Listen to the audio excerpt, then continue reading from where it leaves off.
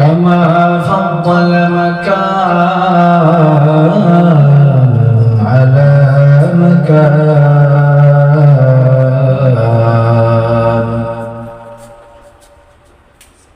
ونشهد أن لا إله إلا الله وحده لا شريك له لا ضد له ولا ند له لا مثل له ولا مثيل له لا وزير له ولا نزير له لا شبه له ولا شبيه له أي فلن تجد له وليا مرشدا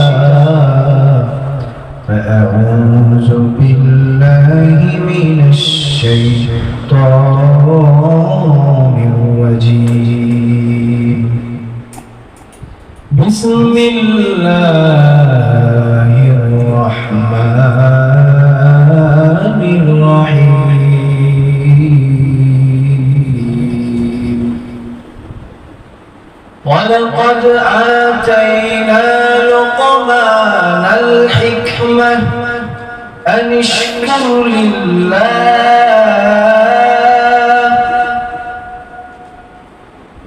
صدق الله مولانا العظيم وصدق على رسوله الكريم ونحن على ذلك لمن الشاهدين ومن الشاكرين والحمد لله رب العالمين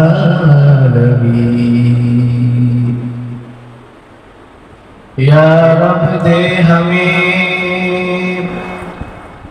इश्क़ मुहम्मद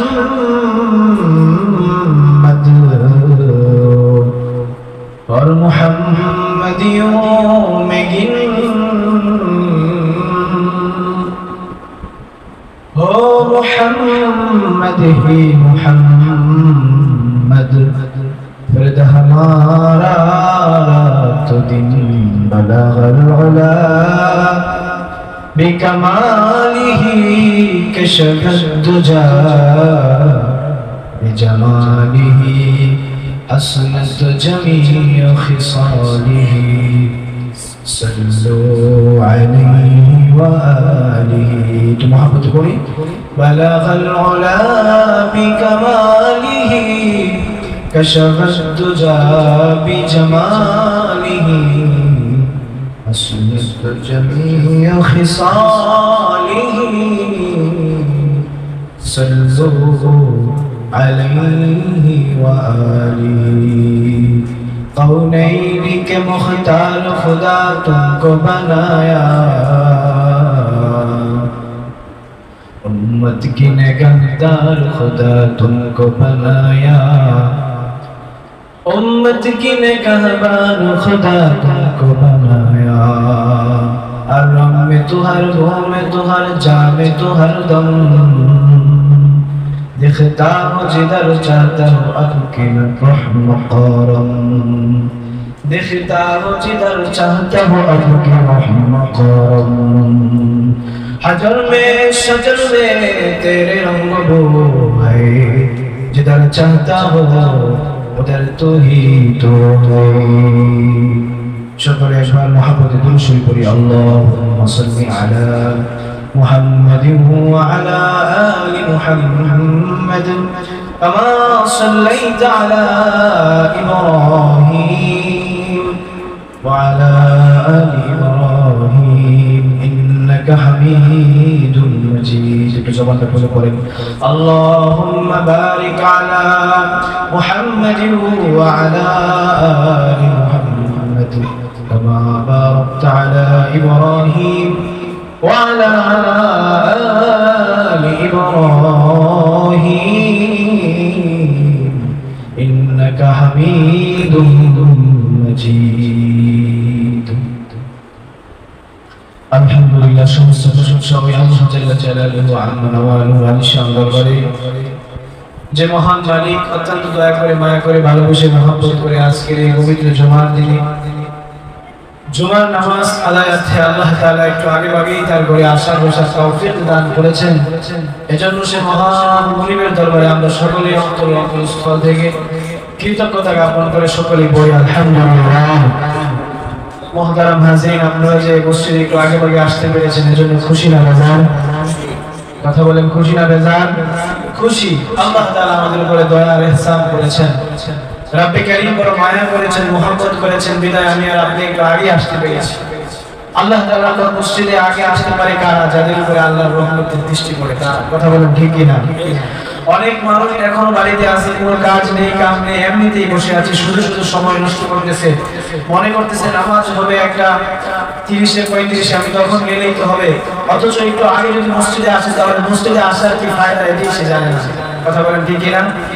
আল্লাহ নবী সাল্লাল্লাহু আলাইহি ওয়াসাল্লাম বলেন যে মসজিদে যে বান্দা জুমার দিনে সর্বপ্রথম একেবারে সবার আগে মসজিদে আসে, ওই বান্দার আমলনামায় আল্লাহ রাব্বুল আলামিন একটা উট কুরবানির সওয়াব আমলনামায় দান করে। সুবহানাল্লাহ।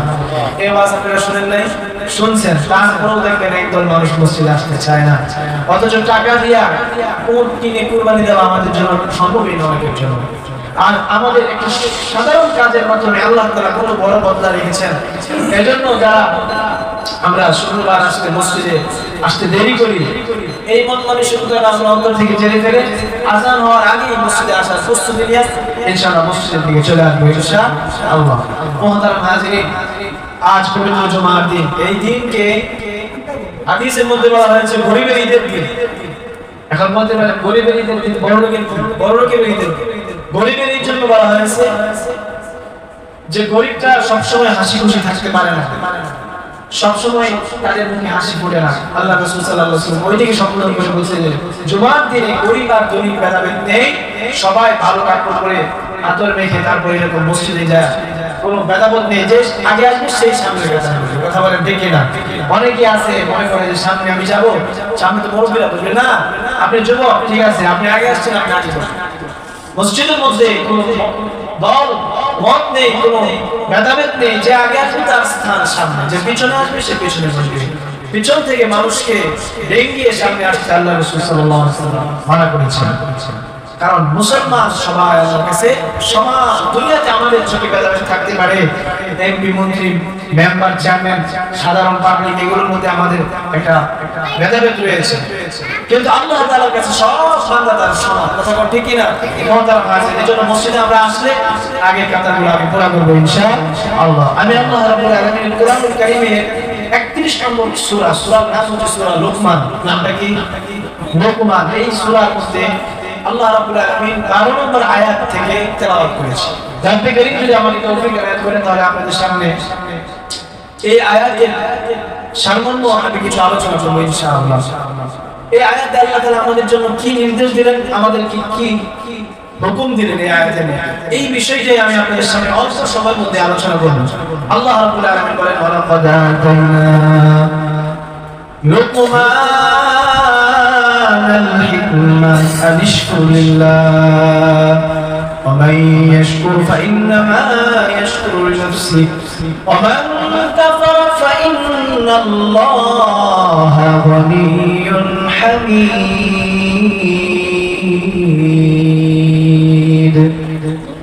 আল্লাহ রাব্বুল আলামিন বলেন ওয়ালাকাদ আতাইনা লুকমানাল হিকমা। খুব ভালো করে কথাটা বুঝবেন। রব্বুল আলামিন বলেন হে লুকমান, আমি তোমাকে জ্ঞান দান করেছি, আমি আল্লাহ তাআলা তোমাকে প্রজ্ঞা দান করেছি, হিকমত দান করেছি। আল্লাহ তাআলা জ্ঞান, হিকমত, প্রজ্ঞা, ইলম যেটাই বলেন জ্ঞান, আমরা বাংলায় যেটা বুঝি। রব্বে কারীম লোকমানকে বলে হে লোকমান, তোমাকে আমি আল্লাহ প্রজ্ঞা দান করেছি, এতে আনিশকুরিল্লাহ, তুমি লোকমান আমি আল্লাহর শুকর আদায় করো। এখন প্রশ্ন হলো আল্লাহ কথা কেন বললেন? লোকমানকে আল্লাহ জ্ঞান দান করেছেন, এজন্য লোকমানকে আল্লাহ শুকর আদায় করতে বলেছেন। আমরা কি আল্লাহর শুকর আদায় করব না? বলেন না। আল্লাহ লোকমানকে এটা স্পেশাল ভাবে বলেছেন, কিন্তু শুকর আদায় করার আরেক আয়াতে আল্লাহ বলেন লাইন শাকারতুম লাযীদান্নাকুম ওয়া লাইন কাফারতুম ইন্না আযাবি লাশাদীদ। আল্লাহ তাআলা বলেন এই আয়াতের মধ্যে লাইন শাকারতুম লাযীদান্নাকুম, যারা আমি আল্লাহর নিয়ামত পেয়ে নিয়ামতের শুকরিয়া আদায় করে লাযীদান্নাকুম জরুর কি জরুর মায় উসকা নিয়ামত জিয়াদা করতেন, আমি আল্লাহ অবশ্যই তার নিয়ামত বৃদ্ধি করে দেব। সুবহানাল্লাহ। এখন আল্লাহ তাআলা আমাদেরকে কত নিয়ামত দিয়েছেন মোহতারাম হাজিরিন, আল্লাহ পাকের হাজারো নিয়ামতের মধ্যে আমরা ডুবে আছি। এখন আল্লাহর নিয়ামতের শুকরিয়া আদায় করা আমাদের জন্য দরকার কিনা?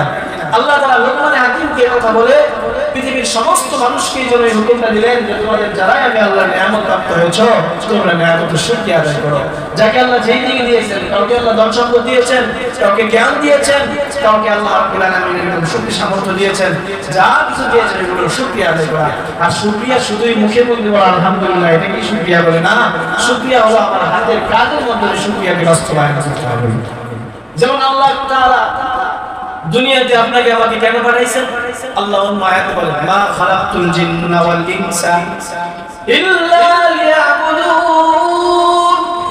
জুজ ইবাদত নিস্তে মাকসুদ আজজা, জুজ ইবাদত নিস্তে মাকসুদ আজজা। আল্লাহ বলে এই দুনিয়াতে আমি আমার বান্দা পাঠাইছি, আমার ইবাদত ছাড়া অন্য কোনো উদ্দেশ্য না। সুবহানাল্লাহ। তার মানে এই যে দুনিয়াতে আমরা ব্যবসা বাণিজ্য করি খাওয়া নামার জন্য, আমাদের যে শ্রম করতে হয় এটা কি করবো না? অবশ্যই করবো। আল্লাহ বলে বান্দা সব কিছু করবে ঠিক আছে, কিন্তু তোমাদেরকে একটা উদ্দেশ্য আমি নিয়ে একটা উদ্দেশ্য নিয়ে আমি তোমাদেরকে দুনিয়াতে ছেড়ে দিলাম। ওই উদ্দেশ্য হলো আমি আল্লাহর ইবাদত, আমি আল্লাহর বন্দেগী। ও তার হাজিরিন, তাহলে বোঝা যায় আল্লাহ রাব্বুল আলামিন এই দুনিয়াতে যা কিছু বানাইছে সব কিছু আপনার আমার গোলাম, আর আমি আর আপনি হলাম আল্লাহর গোলাম। কথা ঠিক কি না?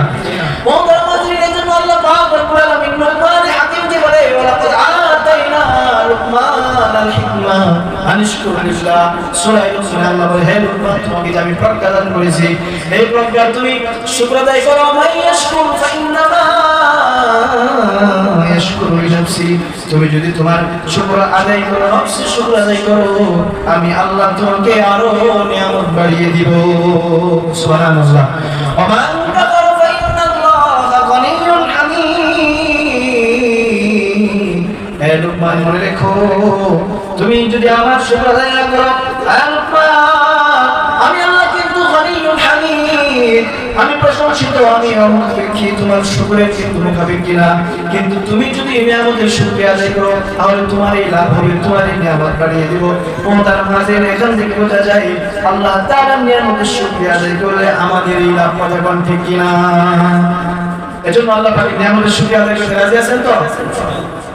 হযরত লোকমান আলাইহিস সালাতু ওয়াস সালাম মূলত এই আয়াত আমি এই সূরা যেই কারণে পড়ছিলাম, এরপরে হযরত লোকমান আলাইহিস সালাতু ওয়াস সালাম তার নিজের সন্তানকে কিছু নসিহত করছে। আর ওই নসিহতগুলো আল্লাহ তাআলা এত বেশি পছন্দ করছে যে এই নসিহতগুলো আল্লাহ তাআলা তার কালামে হাকিমের মধ্যে তুলে ধরছে। সুবহানাল্লাহ। অনেক সময় সন্তানকে দেখবেন বাবা ভালো কাজের উপদেশ দেয়, দেয় কিনা? আমাদের বাবা যারা আছে আমাদেরকে বলে বাবা এইটা করবা, এটা করবা না, এটা ভালো, এটা মন্দ। এই যে নসিহত বাবারা দেয়, এটা লোকমান হাকিম ও তার সন্তানকে বসায়া কিছু উপদেশ দিতেছে, নসিহত করতেছে। আল্লাহ তাআলার কাছে এই নসিহতগুলো বড় পছন্দ হয়েছে। এজন্য আল্লাহ সারা পৃথিবীর মানুষের বাবাদের জন্য এটাকে তাদের সন্তানকে নসিহত করার জন্য আল্লাহ কোরআনে তুলে ধরেছে এবং লোকমানের নামে সূরা আল্লাহ নাযিল করেছে। সুবহানাল্লাহ। কি নসিহত করেছে?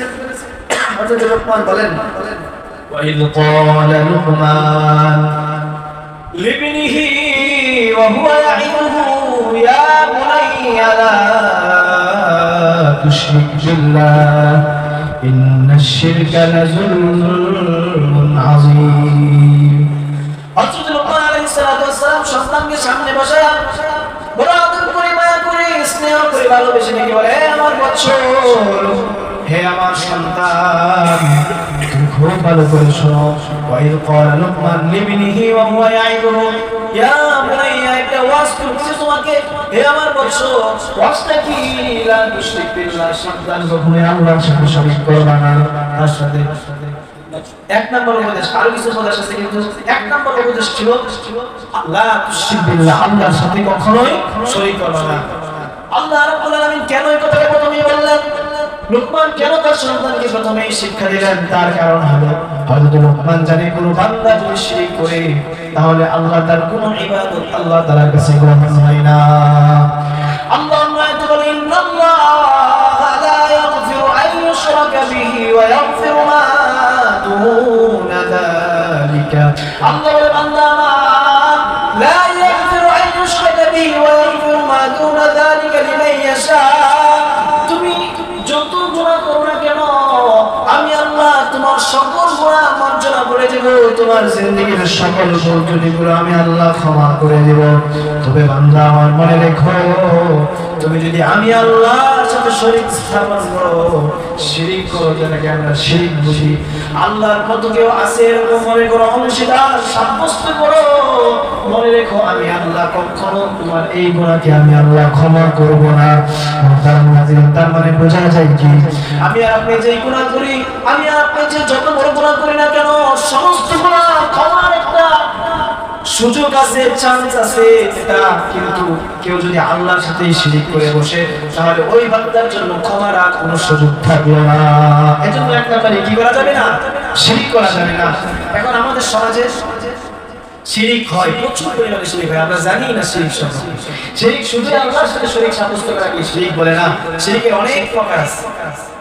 আল্লাহর মতো, আল্লাহর গুণের মতো কাউকে মনে করলেও শিরিক হয়ে যায়। যেমন বলেন তো গায়বের মালিক কে? কথা বলেন কে? আল্লাহ। কোন বিশ্বাস গায়েব জানে এই ধারণা করলে আল্লাহর গুণের সাথে শিরিক হয়ে যায়। এইরকম ভাবে ছেলে সন্তান মেয়ে সন্তান দেওয়ার মালিক কে? আল্লাহ, অবশ্যই আল্লাহ। এজন্য কেউ যদি মনে করে আমার ছেলে হচ্ছে না, আমাদের সমাজে এরকম আছে, ছেলে নাই মনে করে অমুক তমুক মাজারে যা, এটা মানত করলে অমুক বাবার কাছে যায় দোয়া চাইলে, সে যদি দোয়া করে অথবা মানত করি তাহলে অনেকেরই মনের আশা পূরণ হয়। তাই আমারও মনে হয় মনের আশা পূরণ করতে হবে। আপনারা বলেন এই ছেলে সে যদি চাই, কার কাছে চাইবে?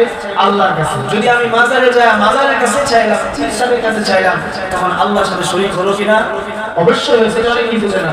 এরকম ভাবে আল্লাহ পাকের কোন সিফাত, আল্লাহ যেমন খালেক, আল্লাহ যেমন রাজ্জাক, রিজিকদাতা, আল্লাহ যেমন সৃষ্টিকর্তা, আল্লাহ যেমন পালনওয়ালা, এরকম যদি মনে করি আমাকে বলতেছে আমার বাবা, আমাকে বলতেছে আমার এরকম ক্ষেত খামার, এরকম যদি কেউ ভাবে তাহলেও শিরক হয়ে যাবে। এগুলো হচ্ছে মাধ্যম ওয়াসিতা। আসলে আপনাকে আমাকে লালন পালন করেন কে? আল্লাহ। রব্বুল আলামিনের সাথে কোনোভাবে শিরক করা যাবে না। এজন্য হযরত লুকমান আলাইহিস সালাম এক নম্বরে সন্তানকে নসিহত করেন লা তুশরিক বিল্লাহ। এজন্য শিরক করা সন্তান শুনে রাখো, ইন্না শিরকা লাযুলমুন আযীম, নিশ্চয়ই শিরক হলো মহাজুলুম। আল্লাহ রাব্বুল আলামিন তোমাকে আমাকে এত সুন্দর করে বানায়া, এত সুন্দর আমল দিয়ে, আল্লাহ দুইটা হাত দিয়ে, দুইটা পা দিয়ে, দুইটা চক্ষু দিয়া, আল্লাহ জিহানটাকে এত সুন্দর পরিষ্কার বানায়া আল্লাহ রাব্বুল আলামিন দুনিয়াতে পাঠাইয়া, আল্লাহ 50,000 বছর আগে রিজিকের ব্যবস্থা করে দুনিয়াতে বাবা মার করবে জন্ম দিয়া, এত আদর সোহাগ লালন করিয়া এই দুনিয়াতে তুমি বড় হয়েছে, আর পেছনে সব হচ্ছে আল্লাহ রাব্বুল আলামিন। এত কিছু দেওয়ার পরে যদি ওই আল্লাহর সাথে শিরক করো তাহলে তোমার চাইতে বড় জালেম আর কেউ হতে পারে না। হযরত লুকমান আলাইহিস সালামের নসিহতের পরে আল্লাহ লুকমানের নসিহতটা থামায়া আল্লাহ নিজেও তারপরে কিছু নসিহত করছে।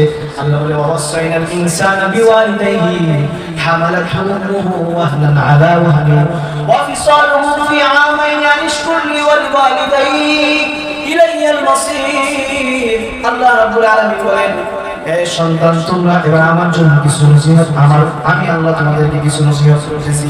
যেহেতু লুকমান তার সন্তানকে নসিহত করেছে আমার সাথে শরীক করো না, এতে তোমরা অবশ্যই না ইনসানা বিওয়ালিদাইহি হামালাতহু উম্মুহু ওয়াহনান আলা ওয়াহনিন ওয়া ফিসালুহু ফি আমাইন আন ইশকুর লি, তোমরা কিন্তু সাবধান, তোমার বাবা মার সাথে কখনোই কি করবা না? বেয়াদবি করবা না, বাবা মার অবাধ্য হবা না। আল্লাহ বলে কি জন্য হবা না জানি বান্দা? হামালাতহু উম্মুহু ওয়াহনান আলা ওয়াহনিন ওয়া ফিসালুহু ফি আমাইন আন ইশকুর লি ওয়া লিওয়ালিদাইহি।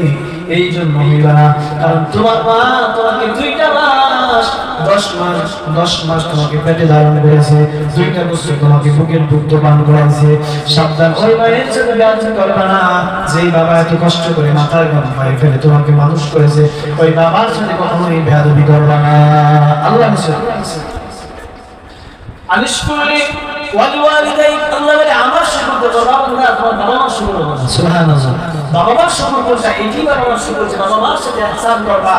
আল্লাহুম্মা বলে ওয়াসাইনা ইনসানা বিওয়ালিদাইহি আমালান কলমাতে আল্লাহ বলে আমি তোমার বাবা তোমার মা দুইজনের একজনকে যদি তুমি বৃদ্ধ অবস্থায় পাও তাহলে তাদের সাথে এমন ব্যবহার করবা না যে ব্যবহারের কারণে তোমার মা অথবা বাবা উফ শব্দটুকু যেন না বলে। মানে আল্লাহ এবারে বোঝাতে চাচ্ছেন যে সন্তান তোমাকে যে বাবা মা এত আদর স্নেহ করে লালন পালন করে তোমাকে বড় করেছে এই বাবা মাই কিন্তু তোমার চোখের সামনে বৃদ্ধ হয়ে যাবে, বৃদ্ধা হয়ে যাবে, বড় করে থাকবে। তখন যদি তাদের আচরণে যখন মানুষ বড় হয়ে যায় তখন তাদের মাথার ব্রেইনও তেমন কাজ করে না, তখন ছোট বাচ্চার মতো হয়ে যায়। হয়তো বেশি ডাকাডাকি করবে না, হয় কোনো পায়খানা প্রস্তাব করে দেবে, তাদের কোনো আচরণ তুমি এমন কোনো তোমার প্রতিক্রিয়া প্রকাশ করো না যার কারণে তোমার বাবা মা বলে উফ, এই শব্দটা কষ্ট মানুষ বলে, এইটাও যেন না বলে আল্লাহ এই শিক্ষাটা দিয়েছেন। সুবহানাল্লাহ। আল্লাহ রাব্বুল আলামিন বলেন আনিশকুরলি ওয়াল ওয়ালিদাইহি ইলাইয়াল মাসির। বান্দা আমার বাবা মার সাথে কখনো অন্যায় আচরণ করবে না। কেন করবে না? ইলাইয়াল মাসির, তুমি জেনে রাখো শেষ প্রত্যাবর্তন কিন্তু তোমার আমার দিকেই। মানে এই দুনিয়ায় চিরদিন তুমি থাকতে পারবে না, আমি আল্লাহর কাছে তোমাকে আসতে হবে, আমি আল্লাহর কাছে তোমাকে ধরা দিতে হবে। ইয়াউমুল হাসর, কিয়ামতের ময়দানে তোমাকে উঠতে হবে। সেই দিন আমি আল্লাহ তাআলা তোমার আমলনামাগুলো ছেড়ে দেব। আমলনামাগুলো যার যার হাতে যাবে, যারা দুনিয়াতে নেক কাজ করেছে তাদের নেক আমলগুলো ডান হাতে যাবে, যারা দুনিয়াতে বদ আমল করেছে তাদের বাম হাতে আসবে। কোনো রং নাম্বারে যাবে না, আমার আমলনামা আপনার কাছে যাবে না, আপনার আমলনামা অন্য কেউ কাছে যাবে না। দুনিয়াতে অনেক সময় রং নাম্বারে কল ঢুকে যায়, কিয়ামতের ময়দানে আল্লাহ রাব্বুল আলামিনের কোনো রং নাম্বার থাকবে না, সকলের আমলনামা সবাই যার যার হাতেই পেয়ে যাবে। সুবহানাল্লাহ। আল্লাহ কোরআনে বলেন ফায়াকুলু হাউমু কিতাবিয়া ফাআম্মা মান উতিয়া কিতাবাহু বিয়ামিনি। কিছু কিছু মানুষকে আমি আল্লাহ ডান হাতে আমলনামা দান করব, ডান হাতে যারা আমলনামা পাবে তারা বড় খুশি হয়ে ডাক দিয়ে বলবে ফায়াকুলু হাউমু কিতাবিয়া। এই যে দেখো আমার আমলনামা, আজকে দেখো কত সুন্দর আমলনামা। দুনিয়াতে ভালো কাজ করার কারণে মানুষকে বলবে তোমরা পড়ো আমার আমলনামা। আল্লাহ ওই দিন পড়ার যোগ্যতা দিবে। ইকরা বিসমি রাব্বিকাল্লাযী খালাক, ইকরা কাফা বিনাফসিকা আল-ইয়াওমা আলাইকা হাসিবা। আল্লাহ বলেন কিয়ামতের ময়দানে সকলকে আমি আল্লাহ তার আমলনামা পড়ার মতো শক্তি দিয়ে দিব, যোগ্যতা দিয়ে দিব। আর আমি বলবো তুমি পড়ো তোমার আমলনামা। সবাই নিজের আমলনামাগুলো পড়বে আর আফসোস করে বলবে আরে ওই ছোট্ট একটা আমল করেছিলাম মসজিদে শুধু আগে আগে আসছিলাম, এখানে দেখি ওইটাও তোমার, আর ওই ছোট্ট একটা গুনাহ করছিলাম জান্নাত থেকে জানবা। ফামাইয়া আমাল মিসকালা যাররাতিন খায়রান ইয়ারা ফামাইয়া আমাল মিসকালা যাররাতিন শাররান ইয়ারা। ওই বিন্দু থেকে বিন্দু পরিমাণ গুনাহটা এখানে লিপিবদ্ধ করা আছে, ওই ছোট থেকে ছোট আমলটাও এখানে লেখা আছে। সুবহানাল্লাহ। মুহতারাম আযীম, আল্লাহ রাব্বুল আলামিন আমল ছেড়ে দিবে, আমল নামা ছেড়ে না দেবে, তারা মহা খুশি। যারা বাম হাতে পাবে তাদের মতো অসহায় আর কেউ থাকবে না, তাদেরকে আল্লাহ আমলনামায় এরকম সুযোগ হাতে দিবে না। আল্লাহ বলবে বেঈমানের বাম হাতটা বুকের ভিতর দিয়া চিরা এই দিক দিয়া বার করবে, তারপরে আল্লাহ বাম হাতে আমলনামা দেবে।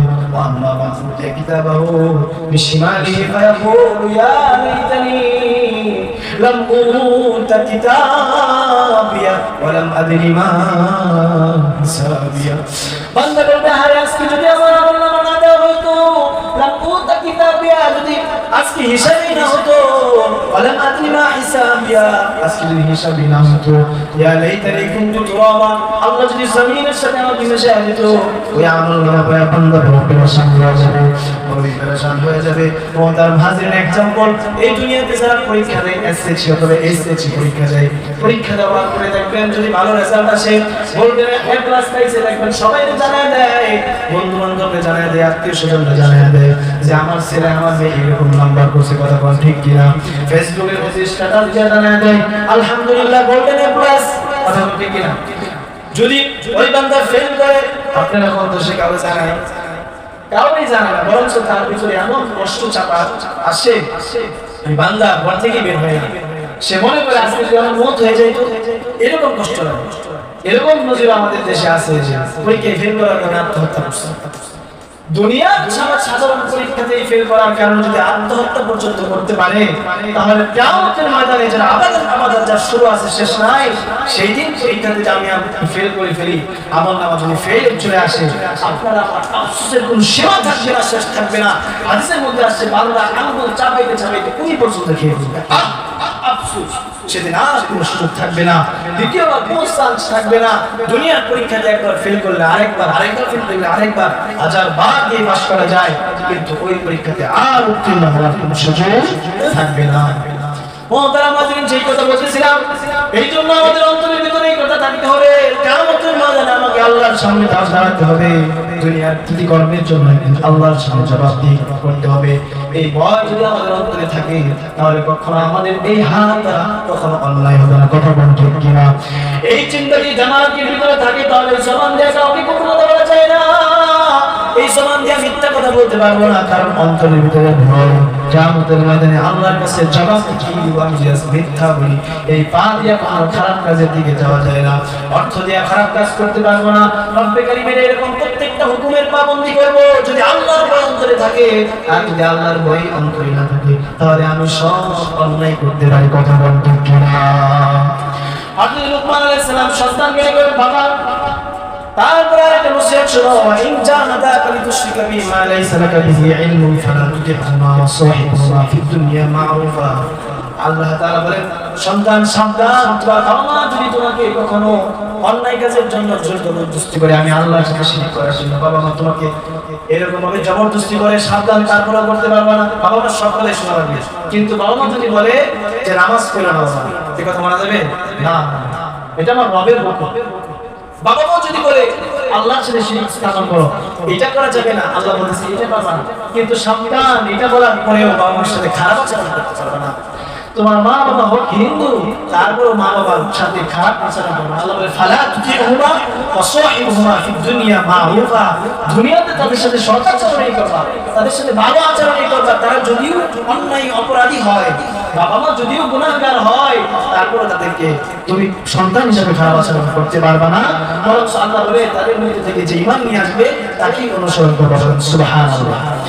এরপরে আয়াতে আল্লাহ হযরত লুকমান আলাইহিস সালাম আরেকটা নসিহত করলেন। লুকমান বলেন, ইয়া বুনাইয়া আকিমিস সালাহ ওয়া'মুর বিল মা'রুফ ওয়া নাহি আনিল মুনকারি ওয়াসবির আলা মা আসাবাক ইন্না যালিকা মিন আযমিল উমুর।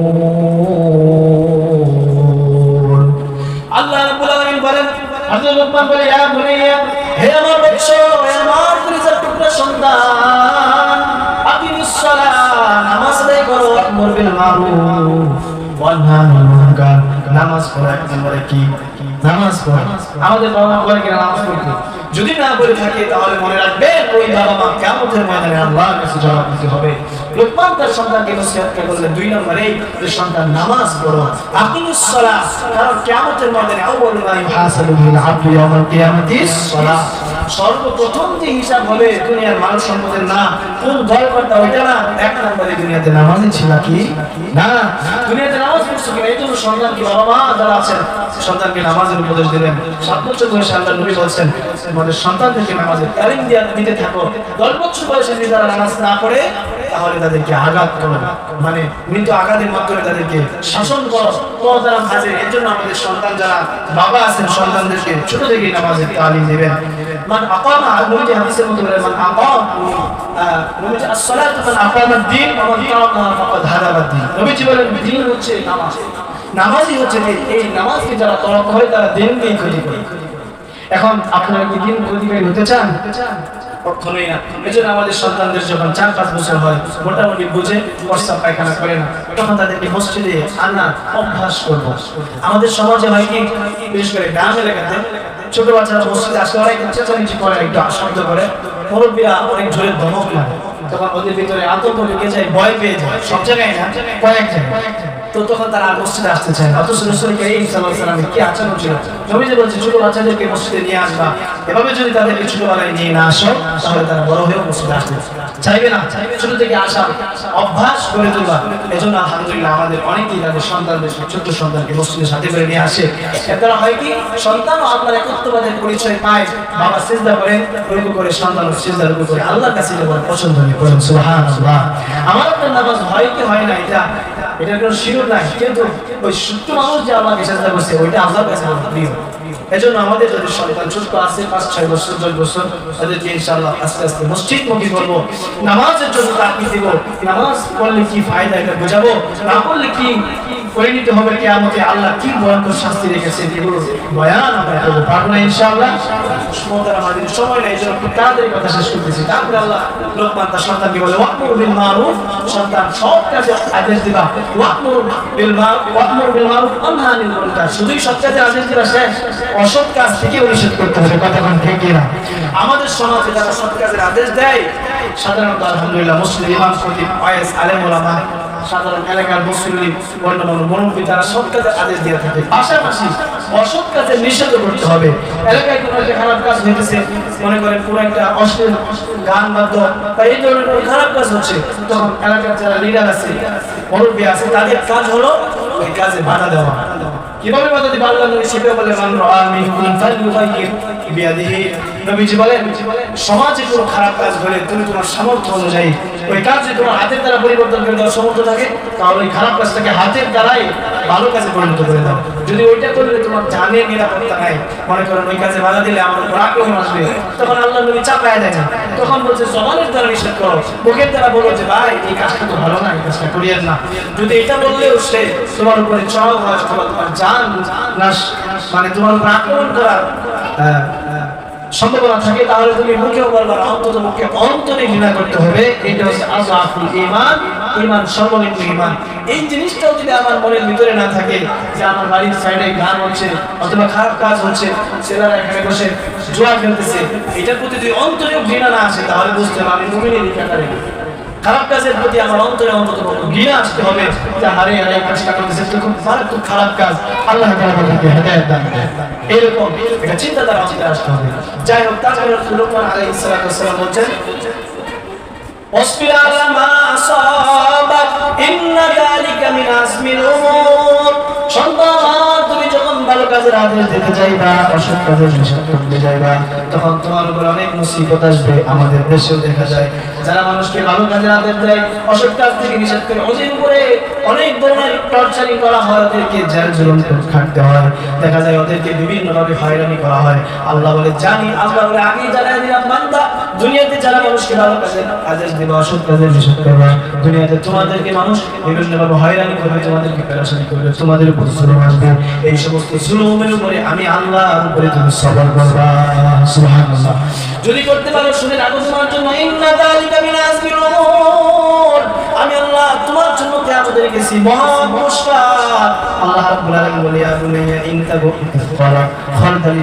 তারপরে হযরত লোকমান আলাইহিস সালাম তার সন্তানকে আরেকটা মেসেজ করতেছেন, সন্তান শোনো, ইন কানা মিসকাল হাববাতিন মিন খারদালিন ফাতাকুন ফি সাখরাতিন আও ফিস সামাওয়াতি আও ফিল আরদি ইয়াতি বিহাল্লাহ ইন্নাল্লাহা লাতীফুন খাবীর। সন্তান আমার, দুনিয়াতে তুমি যেই কর্ম করো না কেন, পাথরের ভিতরে যদি ঢুকে যাও অথবা লোহা দিয়ে পাথরের ভিতরে যদি কোনো অন্যায় করো, কিয়ামতের ময়দানে ওই অন্যায় পর্যন্ত আল্লাহর কাছে হাজির হয়ে যাবে।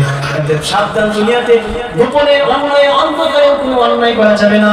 মনে রেখো সমস্ত অবস্থায় আমার আল্লাহ ইন্নাল্লাহা লাতীফুন খাবীর, আমার আল্লাহ দেখে। তারপরে আল্লাহ বলে ওয়াকসিদ ফি মাশরিকা ওয়াকসিদ মিন সাওতিক ইন্না আনকাল আসওয়াতি লাসাউতুল হামির। হে সন্তান, ওয়াকসিদ ফি মাশরিকা ওয়াকসিদ মিন সাওতিক, তুমি চলাচলের আদব কি হবে শোনো। মানুষ যখন তোমাকে কথা বলবে তখন তাদের কথাগুলো মনোযোগ দিয়ে শুনবা, অহংকার করে কান ফিরিয়ে নেবা না, তাদের সাথে সদাচরণ করবা। আর জমিনের মধ্যে যখন চলবা তখন মধ্য অবস্থায় চলবা, বেশি জোরে হাঁটবা না, আস্তেও হাঁটবা না, এমন ভাবে চলবা চলাচলের আদব কায়দা লোকমান তার সন্তানকে শিখিয়ে দেয়। ওয়াগদুদ মিন সাউতিক, মানুষের সাথে কথা বলবা আস্তে নরম আওয়াজে উচ্চ কণ্ঠে কথা বলবা না। মুরব্বি যারা আছে পিতামাতা তাদের সাথে উচ্চ গলায় কথা বলবা না। ওয়াগদুদ মিন সাউতিক ইন্না আনকারুল আসওয়াতি লা সাউতুল হামির, নিশ্চয়ই দুনিয়াতে যারা উচ্চ গলায় কথা বলে, অহংকার প্রতি গর্ব করে কথা বলে, মনে রাখবা এরা হচ্ছে গাধা। আল্লাহ নিজে বলে ইন্না আনকারুল আসওয়াতি লা সাউতুল হামির। আল্লাহ বলেন নিশ্চয়ই যারা উচ্চ গলায় কথা বলে, দেখবেন আমাদের সমাজে দুই জনের দরকার লাগছে, যে একটু পাওয়ারশীল সে বা শরীরের স্বাস্থ্য শক্তি ভালো, সে তার আরেকজনকে খুব চুরি করে খবর চলে গেল বা আমার অমুক লোক আছে তমুক লোক আছে, এরকম কথা যে বলে আল্লাহ বলে হচ্ছে গাধা।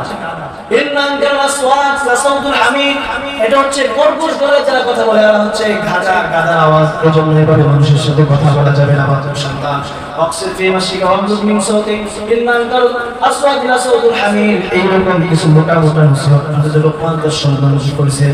মোহতারাম আজকে এখন আমাদের জানার বিষয় হলো এই জমিনে আমাদের যাদের সন্তান আছে, যারা বাবা হয়েছেন, তাদের সন্তানদের হযরত লোকমান আলাইহিস সালামের এই নসিহতগুলো করতে পারেন। আপনি যদি সন্তানকে এই নসিহত করেন, কিয়ামতের পরে আল্লাহ কি বলতে পারবেন, আল্লাহ আমার সন্তান দুনিয়াতে অবাধ্য ছিল, কিন্তু আমি তো তাকে সৎ কাজের আদেশ দিয়েছি, অসৎ কাজ থেকে নিষেধ করেছি। আর যদি দুনিয়াতে সন্তানকে ভালো কাজের উপদেশ না দেন, কিয়ামতের ময়দানে আল্লাহ আপনাকে পাকড়াও করে বলবে তোমার সন্তানের উপরে যে হক ছিল ওই হক তুমি পালন করো নাই, আজ কিয়ামতের ময়দানে সন্তানের সাথে তুমিও বাবা জাহান্নামে যাও। এজন্য দুনিয়াতে অনেক ভালো মানুষ, দুনিয়াতে অনেক নামাজি ছিল, মসজিদে সবার আগে সবার প্রথম কাজে এসে নামাজ পড়তো, কিন্তু তার মেয়ে তার ছেলে এরকম নামাজের হুকুম দিত না, মেয়ে বেপরদায় থাকতো, সে নামাজ পড়তো না। দেখা গেছে সে হজও ফিরে আসছে। আমাদের সমাজে এরকম লোক আছে, তারপরে তার মনে করেন একেবারে জিন্দগি শেষ সময় মসজিদ ছাড়া নামাজই পড়ে না। এইরকম ভবিষ্যতে আমাদের মাঝে আল্লাহর কাছে দোয়া খেয়ে যাবে। কারণ শুধু আমি নামাজ পড়বো, আমার সন্তান নামাজ পড়বে না, আমার স্ত্রী নামাজ পড়বে না, আমার বাবা মা নামাজ পড়বে না, তাদেরকে বলবো না, এটা নাম ইসলাম না। ইসলামের মধ্যে ঘরের যে পুরুষ, আমার বাবা হচ্ছে আমার পরিবারের যে সবার উপরে সে হচ্ছে রাজা, তার করণীয় হচ্ছে পরিবারের প্রত্যেকটা মানুষকে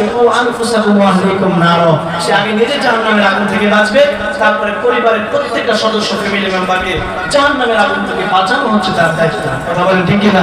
এজন্য আমরা নিজেরাও নামাজ পড়বো, আমাদের সন্তান, স্ত্রী, বাবা মা যারা আছে তাদেরকে নামাজের হুকুম করবো, ভালো কাজের আদেশ দেবো। আল্লাহ তাআলা আমাদের প্রত্যেককে তৌফিক দান করুন, আমিন। আমি এতক্ষণ আলোচনার মাধ্যমে আপনাদেরকে এই কথাটা বোঝাতে চাইলাম, লোকমান আলাইহিস সালাম তার সন্তানকে যে নসিহতগুলো করেছেন, এই উপদেশগুলো যদি আমাদের সমাজের যুবকের মধ্যে চলে আসে, যুবকদের মধ্যে যদি এই আল্লাহর সাথে শিরক না করা, নামাজ পড়া, ভালো কাজের আদেশ দেওয়া, মন্দ কাজ থেকে বিরত থাকা, তারপরে মানুষের সাথে সুন্দরভাবে চলাচল করা, কথা বলা, কিছু আওয়াজে গর্ব না করা, অহংকার না করা, এইরকম গুণগুলি যদি আমাদের কোয়ালিটি আমাদের মধ্যে চলে আসে, আমাদের যুবকদের মধ্যে চলে আসে, তাহলে এই সমাজ আবার সেই সোনালী সমাজে পরিণত হবে ইনশাআল্লাহ। আল্লাহ রাব্বুল আলামিন আমাদের সমাজের প্রত্যেকটা যুবককে এবং প্রত্যেকটা আল্লাহ তাআলা যুবক যুবতী প্রত্যেকটা মানুষকে আল্লাহ তাআলা এই সমস্ত খাসিয়ত, এই সমস্ত গুণে গুণান্বিত করার তৌফিক দান করুন। আপনারা বলেন আমিন। जो कुछ है तेरे करम से ही हुआ। যা কিছু বললাম কোরআন হাদিস থেকে বলেছি, ভুল ত্রুটি হয়ে থাকলে আল্লাহ তাআলা ক্ষমা করুন। সহি কথা আমি সহ আপনাদের সকলকে আমল করার তৌফিক দান করুন। আমিন। ওয়া আখিরু দাওয়ানা আলহামদুলিল্লাহি রাব্বিল আলামিন।